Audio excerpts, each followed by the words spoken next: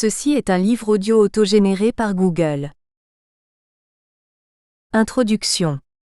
Dans ce mémoire, je déploie plusieurs analyses plaidant globalement en faveur d'un engagement résolu, mais opportuniste, raisonné, mais sérendipien dans la pratique de l'évaluation des politiques publiques. Un tel plaidoyer n'a d'intérêt qu'en raison de l'extrême faiblesse actuelle de l'engagement évoqué en France, faiblesse qui pose deux questions. Celle de l'utilité politique des sciences sociales dans un monde de modernité radicale, Beck, Giddens et Lasch 1994, celle de la pertinence méthodologique et professionnelle à continuer de confondre devoir de neutralité axiologique et principe d'extériorité structurelle du scientifique par rapport à L'. Action publique, Passeron 1991. L'évaluation, rituel flasque et lénifiant de la société de la connaissance. Aujourd'hui, dans notre pays, le galvaudage de l'idée d'évaluation des politiques publiques arrive à un stade avancé. C'est en 1990 que l'évaluation a connu sa première institutionnalisation en grande pompe, sous l'égide de François Mitterrand et Michel Rocard, au niveau national avec la mise en place, au sein du Commissariat général du plan, service du Premier ministre, d'un dispositif bipolaire. Un CIM, pour Comité interministériel d'évaluation, réguler politiquement le flux des projets d'évaluation proposés par les ministères, tandis qu'un CSE pour Conseil scientifique de L'. Évaluation, réguler sur le plan méthodologique et logistique la conduite des projets d'évaluation retenus et validés par le CIM. Ne nous attardons pas ici sur la dizaine d'années qui ont vu après 1993 l'étiolement de ce dispositif interministériel, jusqu'à sa disparition définitive en 2003 rendue irréversible par la suppression du Commissariat général du plan en 2005, Spenleauer 1998. Contentons-nous de fixer notre regard sur le dernier rebondissement institutionnel notable de l'évaluation des politiques publiques, qui date de 2008. En effet, au mois de juillet de cette année-là, le Parlement réuni en Congrès a entre autres choses révisé les articles 24 et 47 de la Constitution. Dans l'article 24, il est maintenant indiqué que le Parlement non seulement contrôle l'action du gouvernement, mais aussi évalue les politiques publiques. Dans l'article 47, il est désormais précisé que la Cour des comptes est tenue d'assister le Parlement dans l'évaluation des politiques publiques. À la suite de cette révision constitutionnelle, l'Assemblée nationale a alors décidé de se doter d'une nouvelle instance transversale sur le plan des commissions et des groupes politiques. Le Comité de contrôle et d'évaluation des politiques publiques, CCEPP. Que penser après quelques années d'exercice du CCEPP ?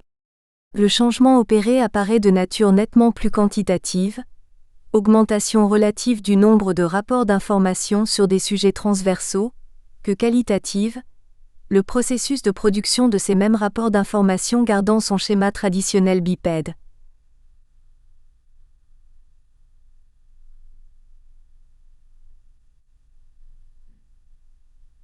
Rassemblement d'informations factuelles. Travail effectué en partie par la Cour des comptes, mais s'appuyant également sur des tombereaux de chiffres LOLF, et audition de responsables, et dans une moindre mesure d'experts reconnus de haut niveau. Le CCEPP fait-il de l'évaluation ? Jusqu'à récemment, il était généralement admis que les procédures d'information de l'Assemblée nationale ne relevaient guère de la pratique de l'évaluation de politique. Mais peut-être, avec la conjugaison des foisonnants indicateurs de la LOLF et de la nouvelle obligation constitutionnelle incombant à la Cour des comptes, cette ancienne disqualification a-t-elle perdu de son caractère d'évidence ? Quoi qu'il en soit, les évaluations produites dans le cadre du CCEPP laissent encore formellement à désirer si on les juge à l'aune de l'abondante littérature méthodologique, y compris française, balisant l'exercice évaluatif. Leur évaluanda, c'est-à-dire la politique à évaluer, est souvent hâtivement circonscrit. Par exemple, existe-t-il une politique publique présidant à la floraison des autorités administratives indépendantes ? Confère. RI numéro 2925. Mal calibré par exemple, peut-on en quelques mois évaluer utilement sur le plan politique, là où les politiques d'aide aux quartiers défavorisés ? Confère. RI numéro 2853. Et ne fait jamais l'objet d'une problématique et d'un jeu restreint d'hypothèses pouvant guider des enquêtes à même d'administrer des preuves un tant soit peu tranchantes et porteuses de clés de réforme réalistes. Par ailleurs, Si la courte note doctrinale du CCEPP, consultable sur sa page internet, fait bien référence aux concepts fondamentaux de l'évaluation des politiques, il ne semble pas, à l'examen des rapports d'évaluation produits, qu'ils aient structuré en quoi que ce soit la démarche des députés évaluateurs et de leurs assistants. En conséquence, un constat s'impose. Entre, d'une part, le réel souci méthodologique et de réflexivité pratique du dispositif inauguré en 1990, souci incarné par des personnalités académiques comme Jean Léca ou Jean-Claude Tenig, et d'autre part, le mode opératoire du CCEPP de la Chambre basse du Parlement. L'écart est saisissant. Le CCEPP et son activité sont emblématiques d'un état de fait général, caractérisé par l'effacement de la référence aux sciences sociales en matière d'évaluation des politiques publiques. La France compte plusieurs milliers d'enseignants-chercheurs patentés en sciences sociales dont une part non négligeable, plusieurs centaines en anthropologie, en économie, en géographie humaine, en gestion, en histoire, en sciences politiques ou en sociologie, travaillent régulièrement sur l'action publique. Et malgré cela, la part qu'ils prennent à susciter, structurer et alimenter des processus officialisés de production de connaissances sur les politiques publiques à des fins politiquement assumées d'amélioration de l'efficacité et de la légitimité de ces dernières frappe aujourd'hui par sa grande faiblesse. Telle est la problématique générale du présent ouvrage. Pourquoi cette situation est-elle à mon sens regrettable ? Précisons d'emblée que mon regret ne s'inscrit aucunement dans un ridicule et secret projet de réhabilitation actualisé de l'antique figure du philosophe roi de Platon. Je n'emboîte pas non plus le pas de Bruno Latour, 1994, et de son projet institutionnaliste d'un parlement des choses, car il accorde implicitement aux hommes et aux femmes de science une forme de souveraineté pouvant légitimement, de jure, par principe, empiéter sur la souveraineté populaire aussi indirecte et donc critiquable soit-elle. Plus simplement, il me semble que les artisans des sciences sociales académiques, en raison de leur capacité relativement plus forte que celle des profanes, Lindblom 1990, car institutionnellement favorisés, à objectiver et représenter sérieusement cette catégorie spécifique de choses appelées faits sociaux et situations sociales, peuvent utilement et efficacement injecter de leur science dans des politiques publiques qui visent toutes, du moins officiellement, à transformer des faits sociaux, des situations sociales. Or, par construction, un processus d'évaluation de politique est un moment à la fois de production et de politisation de connaissances. Il est même difficile de trouver moment plus propice d'injection de connaissances sociales scientifiques dans la fabrique des politiques publiques. Les sciences sociales à la rescousse de l'évaluation. Dans le présent mémoire, si j'avance des pistes explicatives concernant la situation actuelle de grande marginalité des sciences sociales dans la pratique de l'évaluation des politiques publiques, j'en privilégie une tout particulièrement, celle qui a trait à l'engagement du des chercheurs en sciences sociales dans le développement institutionnel et la pratique de l'évaluation de politique. En clair, cela signifie que je prends comme postulat de départ 1. Que la désolante situation actuelle prend racine dans le fait que trop peu d'hommes et de femmes de sciences sociales ont en France pris et assumé la responsabilité de faire de la politique avec leur science, dans le cadre de l'évaluation de politique. 2. Que cette défection prend en partie sa source dans le fait que la question de l'engagement du ou des chercheurs en sciences sociales dans l'évaluation n'a pas reçu beaucoup d'attention de la part de ceux et de celles qui dans le monde académique ont réfléchi et enquêter sérieusement sur l'évaluation des politiques publiques. Documenter ce postulat dans toute son étendue représente un travail important que je ne saurais imaginer mener seul. Aussi me concentrai-je ici sur son deuxième membre en proposant des analyses contribuant à sortir la question de l'engagement de son quasi-état d'impensé d'aujourd'hui, et d'hier d'ailleurs. Il s'agit déjà de préciser les figures pratiques que recouvre la locution « engagement du chercheur en sciences sociales dans la pratique de l'évaluation des politiques publiques ». Ces figures diffèrent assez radicalement de celles que l'on place en général sous la bannière signifiante de l'intervention du social scientifique dans l'espace public, ou dans le débat politique, Favre 2005, Lagroix 2006, où l'homme ou la femme de science intervient sur un registre essentiellement discursif et médiatique parce qu'il ou elle a accepté ou suscité sa convocation à donner de la voix rationnellement. Tel que je le constitue en objet de ma réflexion, l'engagement dans une évaluation, consiste, pour un chercheur, à participer activement, en petit comité en général, à fabriquer un processus de nature et à visée gouvernementale, et donc, en corollaire, marqué du sceau de la discrétion et de l'action ciblée.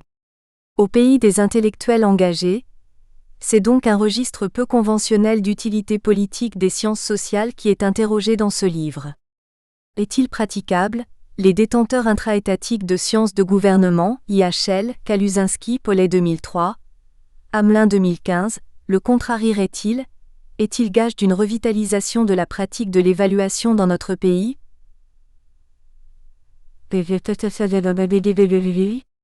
En français, le verbe pouvoir possède deux sens bien distincts.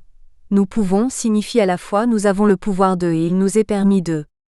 La question de l'engagement social scientifique dans l'évaluation des politiques publiques ne doit pas en effet être seulement abordée sous l'angle de sa faisabilité politique.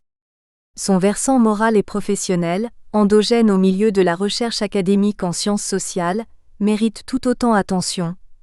Principe cardinal de neutralité axiologique et participation active, soit pas seulement observatrice, aux dynamiques d'action publique sont-ils conciliables, et si oui, cette participation active est-elle, d'un point de vue professionnel, rentable pour le social scientifique compte tenu de L'. Incitation de plus en plus pressante à la performance académique, des régulations collectives académiques et de facto professionnelles de cet engagement peuvent-elles être envisagées? Le mouvement général du livre. La ligne analytique que déroule le présent ouvrage se concrétise par la pose de 3 jalons ou espaces sémantiques ou essais, lesquels sont reliés, après distillation, par une conclusion. Les origines socio-analytiques du livre. Pour n'encourir aucun risque de narcissisme aigu, je ne déballerai pas ici ma socio-analyse et me limiterai seulement à dire brièvement tout l'intérêt que j'ai trouvé à expérimenter cette démarche à la fois très personnelle et très sociologique. Suivant les principes de socio-analyse établis par Pierre Bourdieu et excellemment synthétisés par Jacques Bouvresse 2004, j'ai en effet tenté de comprendre pourquoi dans mes travaux antérieurs sur l'évaluation des politiques publiques, et en particulier dans mon livre de 1995 et ma thèse de doctorat 1998, je me suis bien gardé d'étudier en profondeur la question de l'engagement du chercheur dans L'. Évaluation, alors que cette question n'a jamais cessé de me tarauder.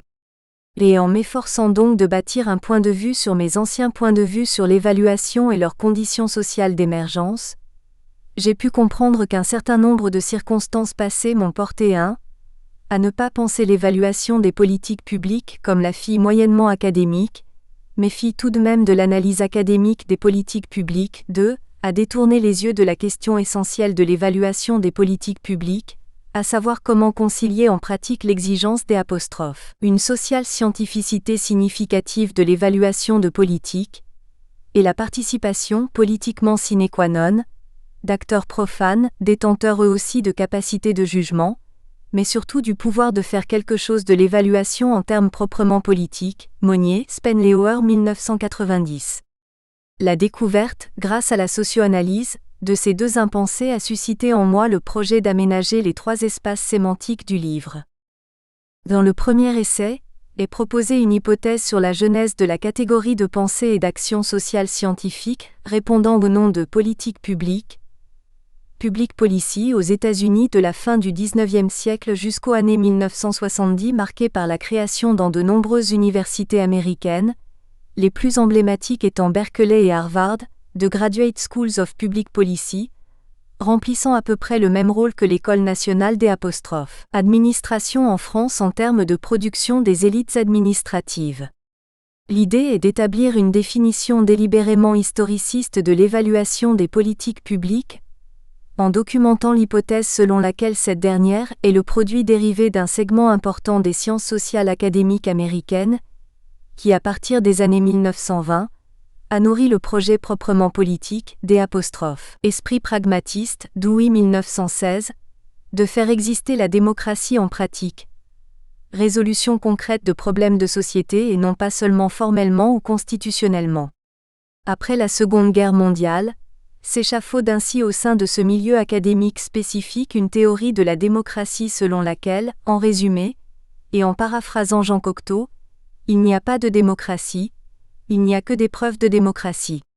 Et se construit plus précisément une catégorie de pensée et d'action sociale scientifique à visée politique, les politiques publiques, celles-ci étant conçues en tant que ressorts, relativement indépendants les uns des autres, de l'activité de gouvernement. Cette catégorisation de la réalité politique ne relève pas seulement d'un travail intellectuel puisqu'elle porte aussi en elle une mise à l'épreuve sociale scientifique et publique de la démocratie en actes, de façon somme toute cartésienne et politiquement incisive, c'est-à-dire politique publique par politique publique, morceau actif par morceau actif, Lowy 1964. Dans cette perspective, évaluer les politiques publiques consiste à produire, au moyen des sciences sociales et notamment de leurs branches pluridisciplinaires s'appelant analyse des politiques publiques, des connaissances permettant de juger publiquement de la réussite des autorités gouvernementales à résoudre les problèmes sociaux qu'elles ont officiellement choisi de traiter. Dit autrement, aux États-Unis, l'idée et la pratique de l'évaluation des politiques publiques constituent des contributions directes, louées par certains ou honnies par d'autres, mais en tout cas réelles, des sciences sociales à la vie de la cité américaine. En conséquence, aux États-Unis au moins, la question du principe et des modalités pratiques de l'engagement des sciences sociales dans l'évaluation des politiques publiques ne manque pas de légitimité fondamentalement. On peut dès lors mieux apprécier l'ampleur des différences pouvant exister entre les pratiques respectives de l'évaluation des politiques publiques des deux pays. Toutefois, la comparaison États-Unis-France à des fins de transpositions éventuelles d'un pays à l'autre ne fait pas partie du champ du présent mémoire. L'examen de la situation américaine ne permet qu'une problématisation plus fine de la situation française. Le gros du matériau utilisé pour aménager ce premier essai a été collecté lors d'un séjour de 4 mois effectué en 2001 aux États-Unis dans le cadre d'une bourse Fulbright, à UCLA, et d'une bourse de coopération CNRS-UC Santa Barbara. Dans le deuxième essai, on verra que si la majeure partie du travail d'importation et d'acclimatation de l'évaluation en France s'est opérée dans un cadre cognitif et pratique très institutionnaliste et fonctionnaliste, un petit groupe de personnes férues de recherche-action au sein de feu le ministère de l'Équipement a opté pour une autre voie, celle de la recherche méthodologique dans le sillage du paradigme de l'Utilization Focused Evaluation, apparu aux États-Unis au milieu des années 1970, Patton 1975, et cherchant explicitement à réaliser la synergie sociale scientifique profane politique évoquée plus haut.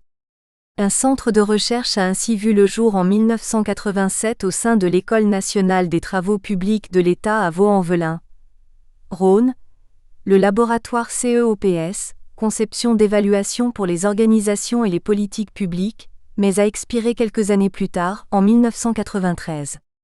J'en étais. Si je retrace l'histoire de cet investissement social scientifique, finalement peu rentable, c'est pour une raison très simple. Pour reprendre la réflexion sur le mariage scientifique profane, il semble utile de comprendre pourquoi, après des débuts prometteurs, elle s'est interrompue dans probablement le seul endroit où elle était significativement menée en France. Une bonne part de la matière empirique employée ici a été recueillie pour un chapitre de ma thèse de doctorat, mais non exploitée dans cette dernière en raison d'atermoiements moraux, professionnels et académiques. Dans le troisième et dernier essai, je construis le récit de l'engagement recherché, réalisé et plutôt réussi d'un chercheur réel en sciences sociales dans un processus réel d'évaluation de politique. Ce chercheur, c'est moi, et l'évaluation en question, commencée en 1999 et terminée en 2003, est celle de la politique nationale de sécurité routière et plus précisément de son versant policier et judiciaire, le contrôle et la sanction des infractions au code de la route, laquelle a largement contribué à la mise en place du dispositif de contrôle-sanction automatisé, plus communément connu sous la dénomination de radar, au bord des routes, Ternier et Hall 2003.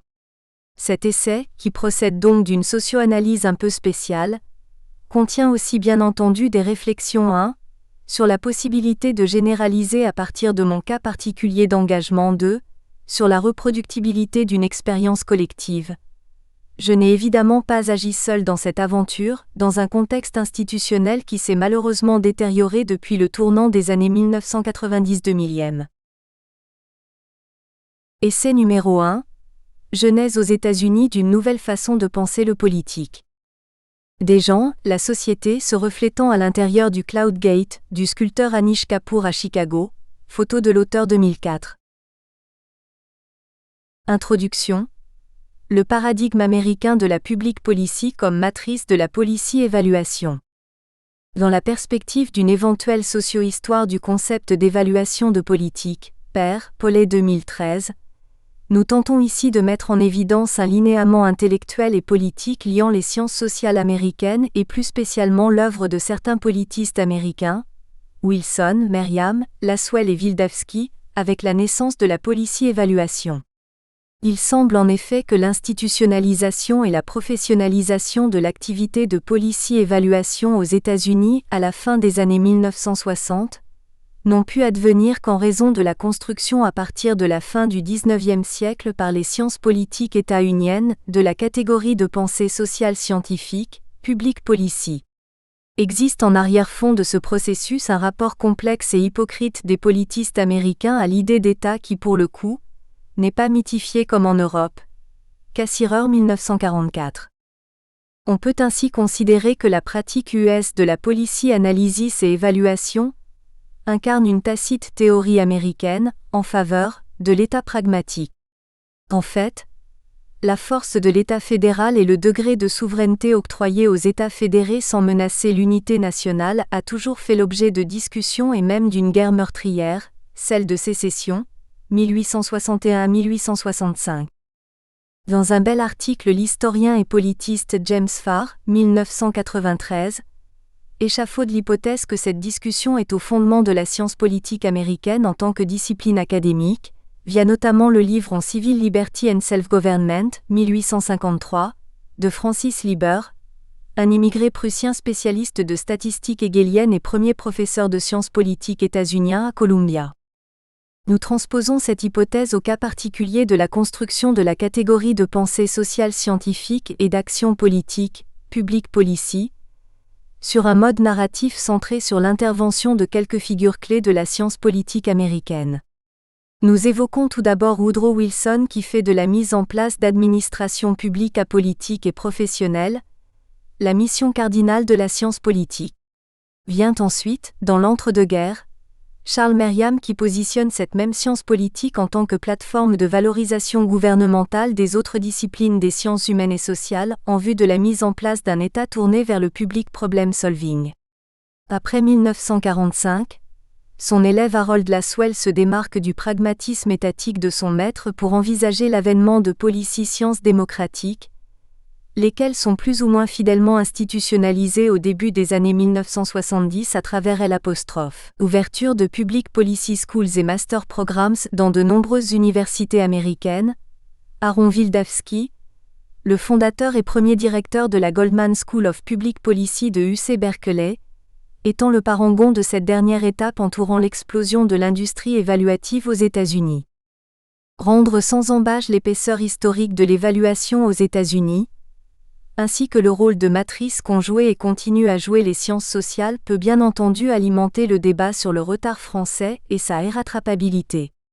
Les pages qui suivent ne traitent que des États-Unis, mais au sujet d'une prétendue avance américaine en matière évaluative, nous attirons l'attention du lecteur sur deux faits caractéristiques de la situation américaine.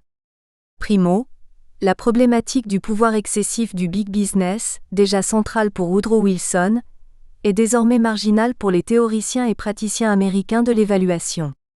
Du coup, la question de la reproduction par l'évaluation du déséquilibre des pouvoirs dans la fabrique de l'action publique n'est jamais posée. Secondo, le juste impératif d'interdisciplinarité dans la pratique de l'évaluation, et plus largement dans celle de la policy analysis, n'a jamais réellement dépassé le stade du vœu pieux. Étatismes états-uniens.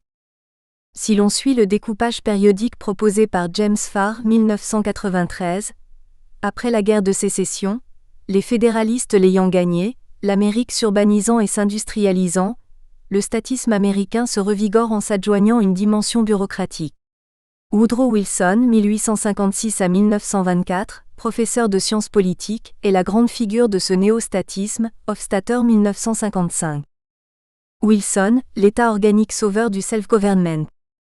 Bien que démocrate et donc attaché au principe de self-government du 10e amendement de la Constitution, Wilson soutient que les citoyens américains ne sont plus en mesure de contrôler leurs élus et les relations de ceux-ci avec le big business. Par ailleurs, ces élus peinent à gouverner sans aide professionnelle tant la technicité de certains dossiers s'est accrue.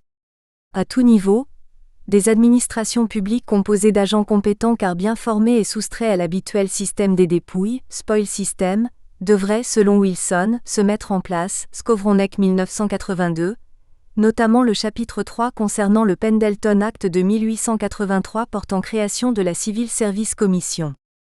L'intelligence rhétorique et politique de Wilson a été de présenter ses propositions néo-statistes sous un jour modérément politique, et en revanche franchement scientifique. Darwiniste institutionnel, Wilson voit dans l'État organique une évolution salutaire du système politique américain, une évolution qui ne revient pas sur les principes constitutionnels américains, mais vise plutôt à en améliorer la mise en œuvre. The science of administration is the latest fruit of that study of politics which has begun some 2200 years ago. Why did it wait till this 2nd century of force to demand attention to itself? Administration is the most obvious part of government. It is government in action. The question was always, who shall make law and what shall that law be? The other question, how law should be administered with enlightenment, with equity, with speed, and without friction was put aside a practical detail which clerks could arrange after doctors had agreed upon principles. Wilson 1887. Ce nouveau développement du statisme américain a pour conséquence d'asseoir la science politique dans un fauteuil de discipline académique reconnue et séparée de l'histoire. Avant le tournant administratif, opéré entre autres par Woodrow Wilson, la science politique ne valait professionnellement que par certains de ses ressortissants qui promouvaient dans différentes instances, principalement au sein des établissements scolaires, les principes de la bonne citoyenneté américaine, comme en français les Américains disent civic education. Avec les administrative studies, la science politique américaine se fixe non seulement un objet de recherche radicalement nouveau, mais également un objet d'expertise et dans une moindre mesure, d'intervention dans les affaires gouvernementales américaines. Ritchie 1984. Une première consécration de cette envolée à la fois académique et professionnelle se fait à travers la création en 1916, sous l'égide du président Wilson et selon les plans de deux de ses estimés collègues politistes Frank Goodnow et Westel Willoughby, de l'Institute for Government Research, bien connu aujourd'hui sous le nom de la Brookings Institution. Premier think tank américain, l'IGR regroupe ou fédère tous les politistes champions of the professionalization of civil administration, Skowronek 1982, qui conduisent des missions de conseil aux États-Unis pour le compte de municipalités, de comtés, d'administrations étatiques, etc. On compte alors dans ce pays et dans les années 1910 une douzaine de départements universitaires de sciences politiques, 120 aujourd'hui, produisant au total une vingtaine de philosophies doctorates, PhD, annuellement, 1300 d'aujourd'hui, les deux premiers producteurs étant sans surprise Columbia NY et juste derrière l'Université de Chicago, Massachusetts et Al. 2007. C'est donc paradoxalement en minimisant la dimension politique de l'administration publique, et en magnifiant la dimension technique, que la science politique américaine devient une discipline de sciences sociales bien établie académiquement et disposant d'un accès facile et rétribuant au cœur de la vie politique. L'activité gouvernementale, celle de la petite municipalité du Midwest comme celle ayant la Maison-Blanche pour théâtre. De l'État bureaucratiquement bon d'office, à l'État résolvant des problèmes sociaux sur lesquels il faut enquêter. L'après-1918 voit s'ouvrir une nouvelle ère pour les politistes états-uniens. Sans renier l'orientation bureaucratique des Wilson, Goodnow ou Willoughby, nés vers 1860, leurs successeurs ne peuvent ignorer que certaines disciplines voisines, la sociologie, l'économie, la psychologie ou la statistique développent des méthodologies d'observation pouvant transformer la science politique en science moderne, Gunnell 1992. Cette soif de ressourcement scientifique est renforcée par l'ébranlement de la foi de nombreux politistes américains en la solidité des institutions démocratiques de leur pays. Walter Lippmann, à travers deux essais, Public Opinion 1922 et The Phantom Public 1924, jette le plus gros pavé dans la mare des fidèles. Observant combien les opinions publiques ont été, en Europe et aux États-Unis, pendant la guerre, facilement manipulées par les gouvernements et les médias, il remet en cause le principe fondamental de la souveraineté populaire, le sacré We the People. Pour lui, la fonction démocratique des citoyens n'intervient que pour sanctionner a posteriori, par le vote et avec plus ou moins de bonheur, les actions que l'élite au pouvoir a déjà conçues et entreprises sans leur concours. Lippmann ne réduit donc pas la citoyenneté démocratique à néant, mais infère que le caractère démocratique du système politique américain ne garantit pas seul la bonne édification du public interest.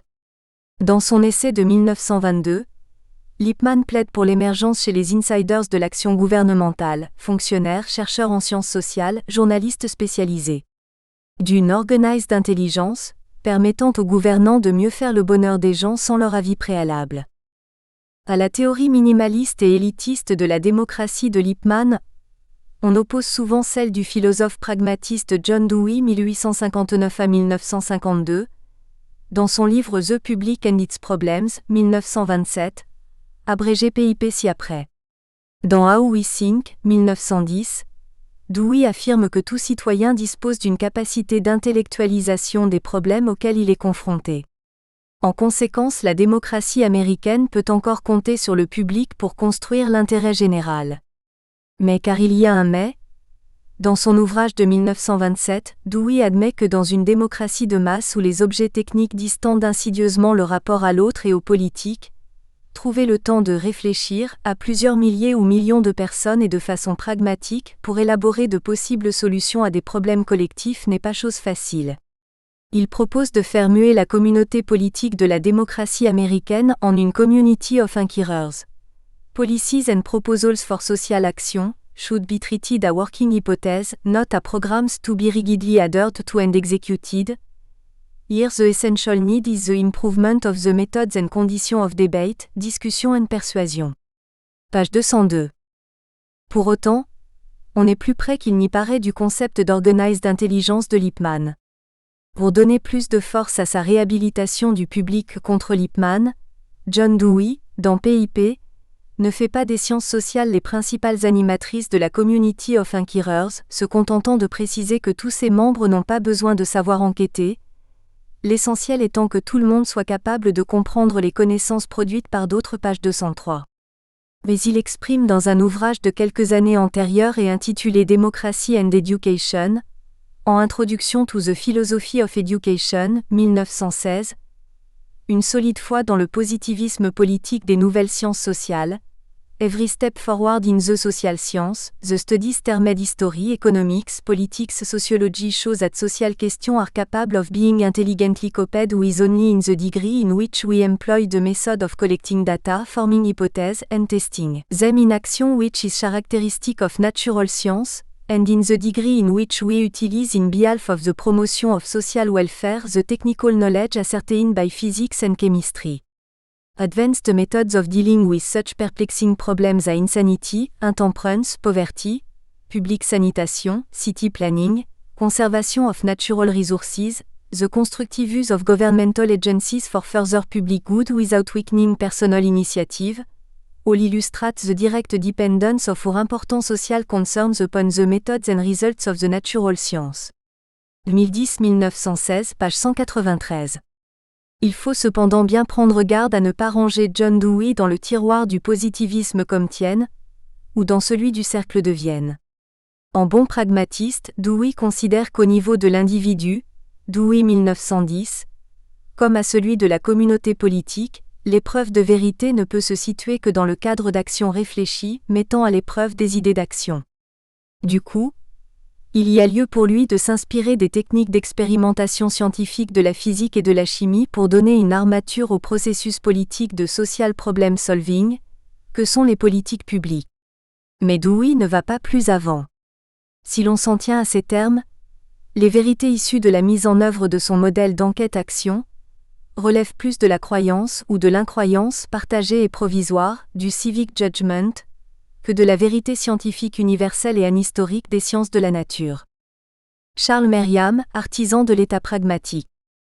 Lippmann et Dewey s'accordent donc au moins sur le rôle paragouvernemental des sciences sociales, en dehors du prosélytisme wilsonien en faveur d'un gouvernement bureaucratisé.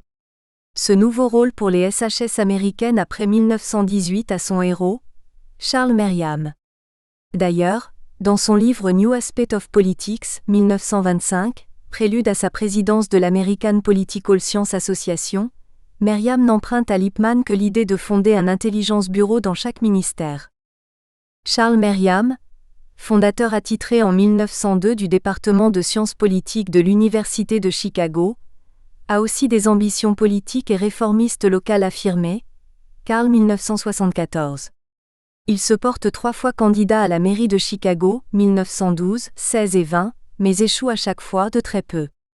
La grande différence entre Wilson et lui réside dans le fait qu'il n'a jamais cru que la politique pouvait s'arrêter net aux portes d'une administration publique, fût-elle professionnalisée. Merriam 1903. Une science administrative comme enclave au sein de la science politique n'a pour lui aucun sens. Ainsi, lorsqu'en 1920, las de ses échecs électoraux répétés, Merriam se retire des courses politiques, il ne renonce pas du tout à la politique, il s'empare simplement d'un nouveau registre d'intervention, les sciences sociales très disciplinées qui lui tendent les bras à l'Université de Chicago. Il écrit ainsi la harangue suivante, Merriam 1925 page 295. Unless a higher degree of science can be brought into the operations of government, civilization is in the very gravest peril from the caprice of ignorance and passion. Social science and political science are urgently needed for the next great stage in the advancement of the human race. Charles Merriam entreprend donc de faire de son département de sciences politiques le nœud de réseau au sein duquel la Policy Orientation de sciences sociales américaines sera conçue et connaîtra un début de mise en pratique. Il lance ainsi des recherches dont 2, doctorales, étayent le débat théorique entre Dewey et Lippmann. L'une, avec Harold Gosnell, faisant un large emploi de la statistique, creuse la très importante question de l'abstention, non-voting, les 50% d'abstention des élections municipales à Chicago en 1912. L'autre, réalisée par Harold Laswell, recourant à la psychologie, se penche sur la question de la propagande d'État pendant la Première Guerre mondiale, Laswell 1927. Dans les 2 cas, l'effort de méthode scientifique et d'étayage empirique va de pair avec une orientation pratique. Comment dynamiser les instances intermédiaires entre les partis et les citoyens afin que ces derniers s'investissent davantage dans la vie politique et utilisent le fonctionnement des institutions pour résoudre leurs problèmes? Qu'est-ce que serait une politique publique volontariste Éducation civique? Comment le gouvernement américain doit-il réagir à la propagande de puissances étrangères, telle la toute jeune Union soviétique, qui mettent implicitement ou explicitement en question le caractère démocratique de la démocratie américaine.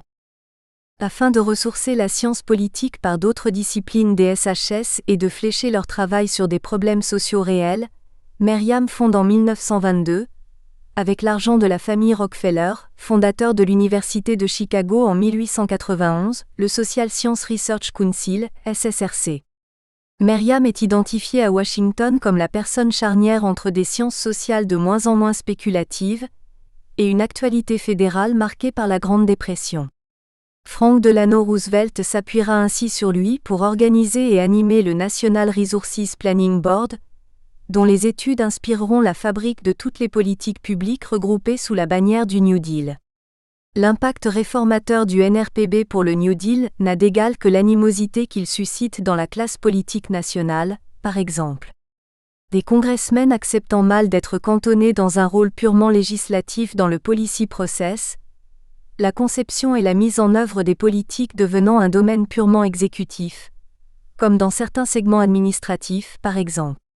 Le puissant US Army Corps of Engineers n'appréciant pas l'ingérence des économistes, sociologues et autres politistes dans leurs choix de travaux publics, barrages, routes, digues, réseaux d'électricité. En 1943, la guerre a presque effacé la Grande Dépression et F.D. Roosevelt ne peut empêcher la suppression du NRPB voulue par une large majorité au Congrès au moment du vote de la loi de finances de 1944, Budgetary Act. Donc, oui, les sciences sociales d'Uncle Charlie, comme Roosevelt aimait à appeler Merriam, ont pu être mobilisées pour participer directement et de façon organisée à l'activité gouvernementale fédérale, mais pas de façon durable et institutionnalisée, et pas en dehors d'une configuration domestique exceptionnellement critique. En levant le nez, on peut lire autre chose que des livres à la Bibliothèque du Congrès à Washington, 2007. Educate and inform the mass of the people, enable them to see that it is their interest to preserve peace and order and they will preserve them. Enlighten the people generally, and tyranny and oppression of body and mind will vanish like evil spirits at the dawn of day. Iré d'un texte de Thomas Jefferson, photo de l'auteur 2007. Doit-on pour autant suivre Barry Carl lorsqu'il affirme que le progressisme américain, dans sa version la plus avancée, celle recourant largement aux sciences sociales grâce à l'entrepreneuriat politique et académique de Charles Merriam, meurt avec celui-ci le 16 janvier 1953 ? Sans aucun doute, Merriam est le dernier porteur se revendiquant comme tel sans embâge, du prophète progressiste, lequel disparaît donc logiquement avec lui. Pourtant son action de catalyse de l'interface sciences sociales-action publique, et en corollaire, de banalisation académique de l'activité de gouvernement en tant qu'objet normal de recherche en sciences sociales, cette action, malgré le lyrisme grandiloquent dont Merriam l'accompagne à son lancement, a plutôt atteint son but. C'est le moins qu'on puisse dire. Des travaux qui demeurent de référence, tels TVA and the Grassroots de Philip Selznick, 1949, The American Soldier de Samuel Stuffer, 1949, ou Administrative Behavior d'Herbert Simon, 1947, participent d'un mouvement ample de focalisation des sciences sociales sur ce qui se passe à l'intérieur et autour de la machinerie gouvernementale américaine. Ce mouvement monte en puissance pendant le New Deal et explose littéralement à la faveur de l'effort de guerre américain. Russell Sage Foundation 1950. L'épigone le plus créatif et hyperactif de Charles Merriam, Harold Dwight Lasswell, 1903 à 1978, ne s'y trompe pas qui, dès 1943, alors qu'il dirige l'expérimentale Division for the Study of Wartime Communication de la Library of Congress à Washington, veut donner un nom à cette vague qui enfle et qu'il surfe déjà tous ailerons dedans, et en appelle donc à la formation de Policy Science et à la création des apostrophes. Un Policy Science Institute, Lasswell 1943 AB. De l'étatisme pragmatique au policy scientism. C'est devenu progressivement un réflexe d'attribuer à Harold Lasswell la paternité de l'analyse des politiques publiques.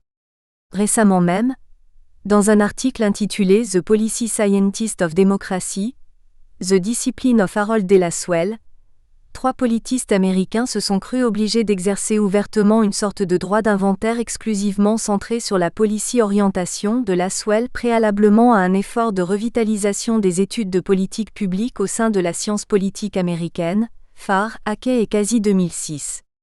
Il convient donc ici de préciser davantage ce que l'on peut entendre par paternité. Au dire même du trio tout juste évoqué, l'impact académique des legs analytiques de Lasswell en matière de politique publique n'a eu rien d'hégémonique ou d'indépassable. Le trio note d'ailleurs à juste titre la chute vertigineuse des références bibliographiques le concernant dans les revues de sciences politiques américaines après sa mort en 1978, d'où ma suggestion de création d'un nouveau concept et de son néologisme, la référence. Sur le plan de l'influence morale ou éthique, le même constat mitigé peut être effectué. D'ailleurs, le titre de l'article de Farr et autres renvoie à un autre article gentiment ironique intitulé Harold Lasswell, Policy Scientist for a Democratic Society, publié en 1950 par David Easton, le politiste canadien qui a, pour parler vite, pris la place de Charles Merriam à la tête du département de sciences politiques de l'Université de Chicago. Dans ce texte, Easton tense déjà Lasswell sur le flou nimbant sa conception de la démocratie. Easton y prend également acte du démocratisme inhérent aux policy sciences de Lasswell tout en soulignant que ce démocratisme semble se situer de façon inattendue aux antipodes de la position élitiste et cynique, dans le droit fil de Lippmann, défendu dans son livre de 1936, probablement le plus lu et le plus connu, Politics, ou G. Watwen Ao. Et en fait, Lasswell ne se donnera jamais la peine de dissiper le flou artistique de son démocratisme. Mais là est peut-être justement la clé de l'énigme. Car qu'est-ce qui explique que, malgré son influence théorique et scientifique assez partielle sur l'analyse des politiques publiques américaines, Harold Lasswell en soit communément identifié comme le fondateur, sinon que c'est tout simplement sémantiquement vrai. Laswell a forgé une catégorie de pensée préscientifique, un espace sémantique, et il l'a viabilisé trop progressivement sur près de 30 années et surtout sans beaucoup se soucier de l'articulation entre cet espace sémantique et ceux qu'il a déjà largement labourés. On pense notamment à son interprétation élitiste du fait politique et de l'État. Et en raison de cela, ceux qui se sont décidés à faire l'acquisition d'une parcelle dans l'espace sémantique policy orientation n'ont pas nécessairement attendu, pour y construire quelque chose de scientifiquement patenté, que Laswell précise la vision globale dans laquelle il souhaitait inscrire le développement de ces policy sciences. Et ils ont eu bien raison puisque cette vision globale, intégrée, n'est jamais advenue. Dans le texte du certificat de présentation de Laswell au titre de Honorary Doctor in Laws, de l'Université de Chicago en 1967, il est élégamment décrit comme a living example of the democratic personality which has himself defined. Professor Laswell has no obedi disciple but a myriad of followers who, paying him the tribute of disagreement, élégante expression, n'est-ce pas, still expand the frontiers which he discovered. Laswell, l'avènement d'une vision instrumentale des politiques publiques. Il faut dire que la création par Laswell en octobre 1943 du concept enveloppant de policy science s'effectue à un niveau de généralité particulièrement élevé. 2. Et desire to contribute to the integration of moral, science and policy. My moral value is that of the individualistic society in which I was reared, and to which I am loyal, the dignity of the human personality. 3. Whatever contribution I make will be scientific and advisory. I am neither equipped to assume an active role nor interested in one for myself. My skill is analysis and creative criticism. 4. My ultimate objective in the field of science is far from modest. I propose to contribute to the systematic theory of the policy science. The policy science includes the social and psychological science, in general, all the sciences that provide facts and principles of direct importance for the making of important decisions in government, business and cultural life. Laswell 1943a, cité dans Mus 1989, page 17. En 1951, la publication de l'ouvrage collectif qu'il a co-dirigé avec Daniel Lerner, et intitulé The Policy Science, Recent Development in Scope and Method, permet à Harold Laswell non seulement de préciser davantage ce que constituerait selon lui une pertinente policy orientation dans le sciences sociales, mais aussi et surtout de donner un poids académique certain à sa proposition eu égard au panel d'auteurs Q'. Il a réussi à réunir dans le livre en question, notamment Kenneth Arrow économie, Margaret Mead anthropologie, Robert Merton sociologie ou Edward Schill théorie sociale. On peut résumer son message sous la forme du triptyque suivant. 1. Il existe un espace sémantique transdisciplinaire, les policy sciences, dont ressortissent des recherches disciplinaires ou sous-disciplinaires en public administration, government studies, sociology of formal organizations, economy of industrial relations, psychology of communist leaders, qui renvoient d'une manière ou d'une autre à d'importants choix de société par lesquels une communauté politique réalise ou non ses grandes aspirations. 2. Les auteurs de ces recherches doivent maintenant prendre conscience qu'ils prennent de facto une responsabilité vis-à-vis du système politique au sein duquel ils opèrent, et qu'en l'espèce les policy scientists américains, pour mériter cette appellation, doivent s'accorder sur de grandes valeurs de base que la démocratie américaine met en pratique à travers des politiques publiques et les prendre comme référence dans la conduite de leurs recherches. Laswell cite en exemple l'étude de L', économiste suédois Gunnar Myrdal sur les Afro-Américains, 1944, qui, tout en étant scientifiquement irréprochable, explicite clairement pourquoi la situation des Noirs aux États-Unis est proprement scandaleuse pour une démocratie moderne. 3. Car la démocratie américaine et ses citoyens ordinaires ont besoin de practitioners, médecins traitants of the science of democracy, d'experts bien sélectionnés et identifiés, capables de clarifier les buts poursuivis par les politiques publiques et d'en mesurer précisément la réalisation, à l'image de nos corps qui ont besoin de médecins pour résoudre nos problèmes de santé, Laswell 1948.